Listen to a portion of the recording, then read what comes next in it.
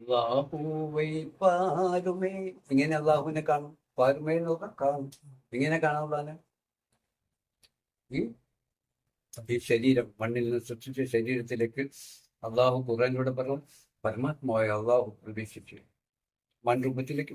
അപ്പോഴല്ലേ ഈ മൺരൂപത്തിലെ ബഷീറും സമീയും അലിമും കയ്യുമായ അള്ളാഹുവാണ് വെളിവായത് എന്ന് കണ്ട് അള്ളാഹുവിനെക്കാണ് എല്ലാത്തിലും സകലമാണ് അള്ളാഹുവിന്റെ മാത്രമായ ലോകമാണ്. അപ്പം അതാണ് മറ്റേ പരിഭാവകൻ അല്ലാഹുവൈ പാരുമേ ആനന്ദം കൊണ്ടാടുമേ അല്ലാഹുവിൽ ചേരുമേ എല്ലാം അവനായി ചേരുമേ.